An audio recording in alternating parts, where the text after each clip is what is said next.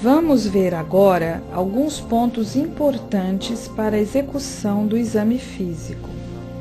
O ambiente é fundamental, pois o paciente precisa ser atendido em um local tranquilo, confortável e que permita privacidade. Só assim o paciente ficará relaxado e facilitará o exame físico. A iluminação do ambiente é muito importante.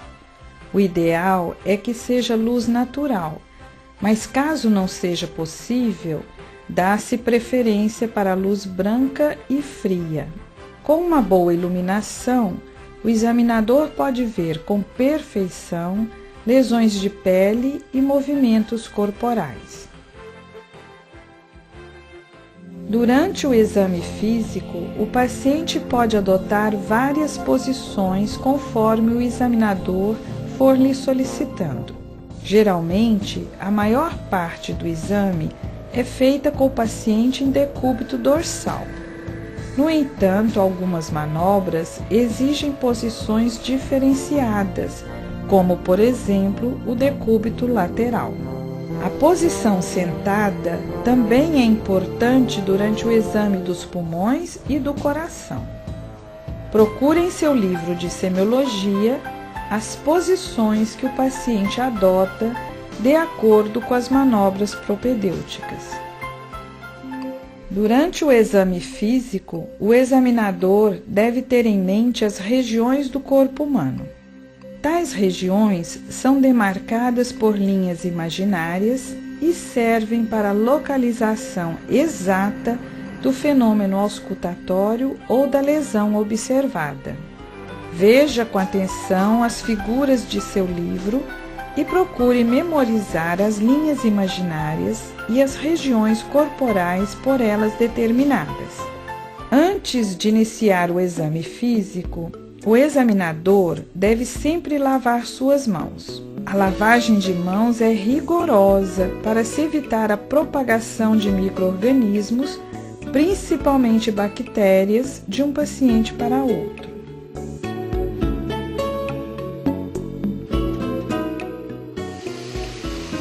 Um cuidado especial deve ser dado ao fechamento da torneira. Se ela não é automática, o médico usará a própria toalha de papel para fechá-la. Durante o exame físico, também a posição do examinador é importante. Geralmente, o médico fica de pé e se posiciona à direita do paciente. No entanto, ao auscultar os pulmões, o médico se coloca atrás do paciente que permanece sentado. Existem ainda outras variações conforme a manobra propedêutica realizada. Por isso, é tão importante ir explicando ao paciente todas as manobras que serão desenvolvidas para que este possa colaborar e o exame físico possa ser feito com maestria. É necessário lembrar que um bom exame físico só pode ser executado com instrumentos e equipamentos adequados. A maca deve ter um tamanho e altura que possa permitir que o examinador acesse bem todas as regiões corporais. Sobre a maca, coloca-se um lençol que, por sua vez, será coberto pelo lençol descartável, de papel, para que se mantenha uma boa higiene. É aconselhável que haja uma mesa de cabeceira onde se postam os aparelhos mais manuseados durante o exame físico. O estetoscópio, o esfigmomanômetro, a fita métrica, a lupa, o termômetro, o otoscópio e o oftalmoscópio devem estar sempre à mão durante o exame do paciente. O estetoscópio pode ter várias características a depender de algumas peculiaridades. Veja os detalhes em seu livro de semiologia.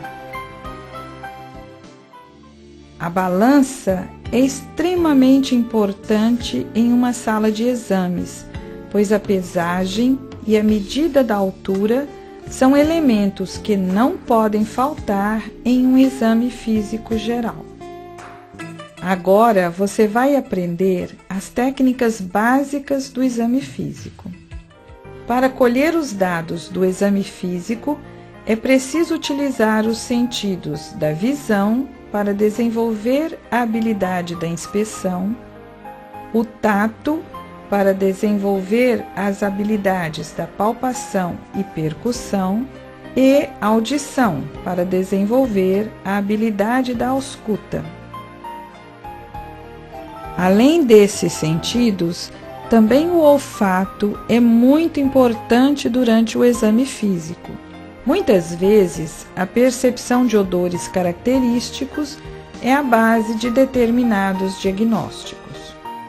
Não se esqueça que para desenvolver estas habilidades é fundamental a repetição e a prática supervisionada em manequins, em pessoas normais, atores e próprios colegas de curso e em pacientes. Vamos aprender como se faz uma inspeção. A inspeção pode ser panorâmica, quando o médico observa o corpo inteiro, e pode ser localizada, quando a visão do médico se direciona para apenas uma parte determinada do corpo. A inspeção é feita por segmentos corporais, a olho nu ou com o auxílio de uma lupa. Assim, investiga-se a superfície corporal ou as partes mais acessíveis das cavidades. Lembre-se de que a inspeção não detecta somente sinais físicos, mas também condições emocionais e mentais do paciente. Vale a pena relembrar alguns itens de grande importância para se proceder a uma inspeção adequada. Como já foi dito anteriormente, a melhor iluminação é a luz natural ou a luz branca. Para a inspeção de cavidades, usa-se um foco luminoso como a lanterna. Mantenha a privacidade durante o exame, evitando interrupções. A posição do examinador e do paciente depende das condições clínicas do paciente e da região a ser examinada. Deve-se dar atenção a lesões elementares da pele para educar a visão. Lembre-se de desnudar somente a região a ser examinada, utilizando um avental ou lençol para cobrir seu paciente, respeitando sempre o seu pudor.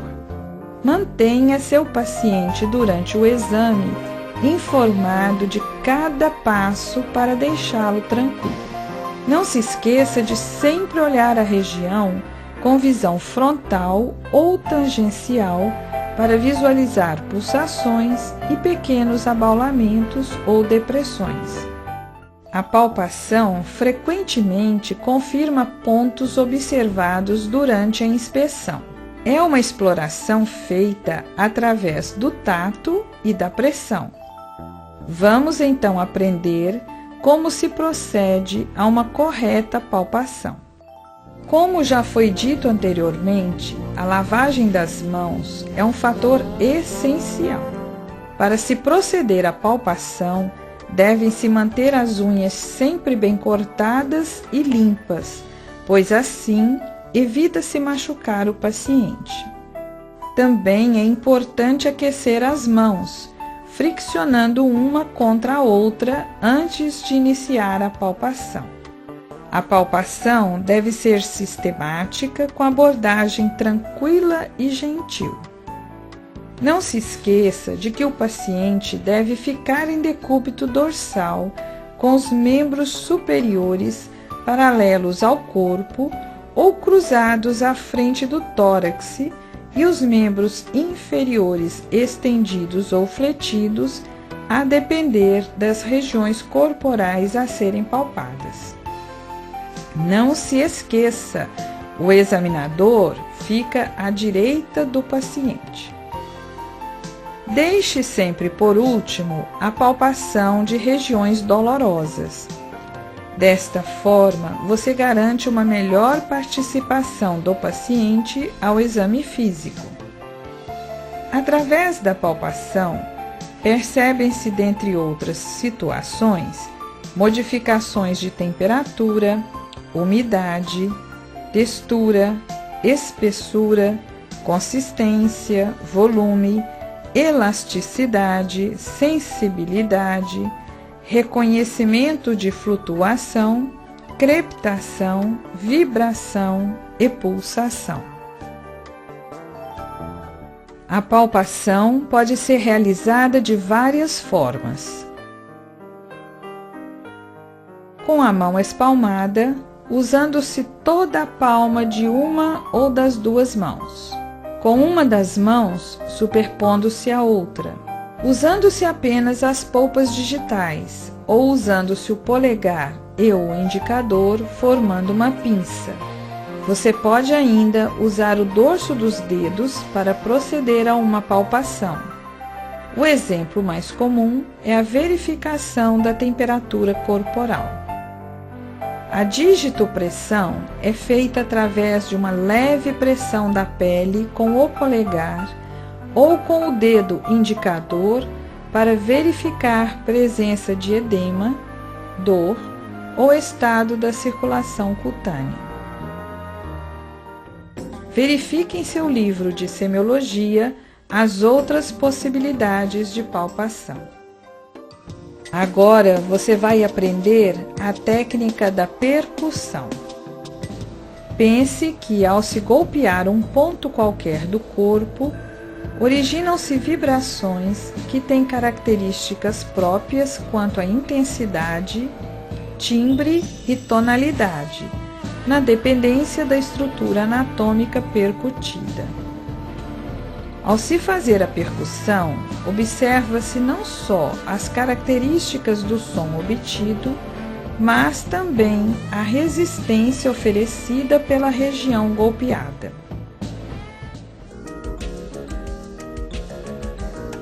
A percussão pode ser direta ou dígito digital.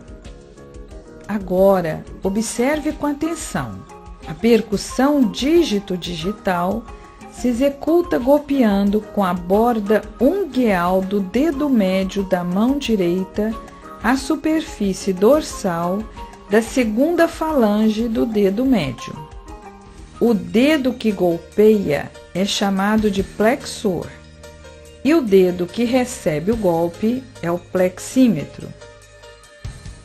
O dedo plexímetro, indicador ou médio, é o único a tocar a superfície a ser examinada, senão o som ficará abafado.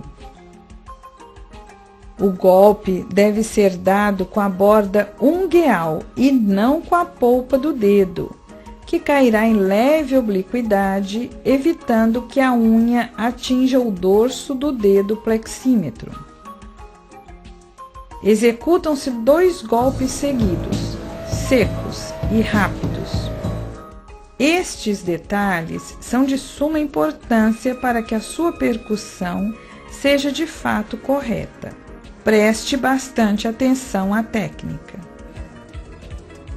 Lembre-se que em órgãos simétricos, como por exemplo os pulmões, é conveniente a percussão comparada de um e outro lado.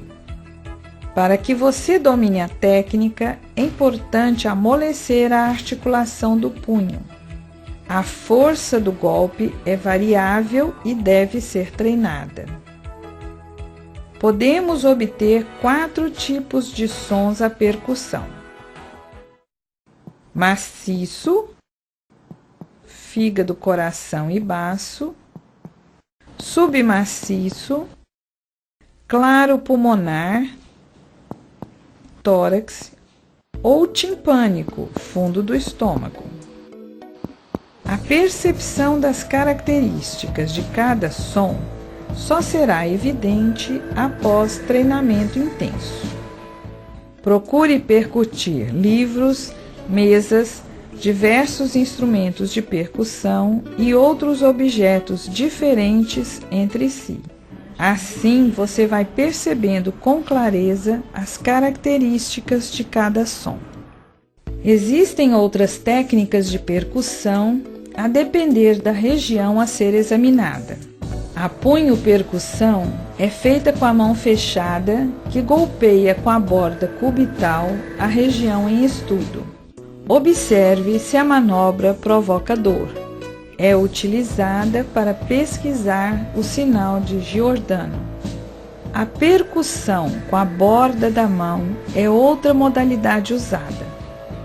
Os dedos da mão ficam estendidos e unidos, golpeando-se a região desejada com a borda ulnar, averiguando-se se a manobra provoca dor. Utilizada também para pesquisar o sinal de Giordano. A percussão por piparote é feita da seguinte maneira: com uma das mãos, o examinador golpeia o abdômen com piparotes, enquanto a outra mão espalmada, na região contralateral, procura captar as ondas provocadas. Esta é uma manobra utilizada para pesquisar a presença de ascite.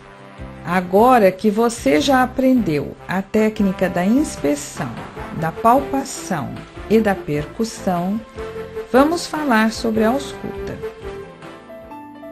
A ausculta consiste em ouvir os sons produzidos pelo corpo. Os ruídos corporais geralmente são baixos e suaves, por isso devem ser canalizados através de um estetoscópio. Os estetoscópios contêm olivas auriculares, armação metálica, tubos de borracha e receptores, diafragma e campânula. O diafragma é próprio para captar sons de maior frequência, como ruídos respiratórios, intestinais, sopros e bulhas cardíacas. A campânula capta melhor os sons de baixa frequência, como o sopro da estenose mitral e bulhas cardíacas anormais. A ausculta é utilizada para o exame dos vasos, do coração, dos pulmões e do abdômen. Para se obter uma ausculta perfeita, é necessário um ambiente silencioso e uma técnica apurada, com a aplicação correta do receptor. Este deve estar levemente apoiado sobre a pele, com perfeita coaptação de suas bordas na área a ser auscultada. Não se deve colocar o receptor em cima da roupa do paciente. Inicialmente, é preciso treinar a auscultar os sons normais para depois perceber os sons anormais. Estes sons devem ser auscultados primeiro nos manequins dos laboratórios de habilidades e posteriormente em pessoas normais, atores e colegas. Os sons também podem ser ouvidos em sites próprios de ausculta cardíaca e pulmonar. Quanto mais você treinar, mais você desenvolve a habilidade auscultatória. Em alguns locais do corpo, podemos auscultar mais de um som, como, por exemplo, ruídos cardíacos e respiratórios no tórax. Nestes casos, recomenda-se a utilização de manequins do laboratório de habilidades para treinar a audição na identificação dos diferentes sons.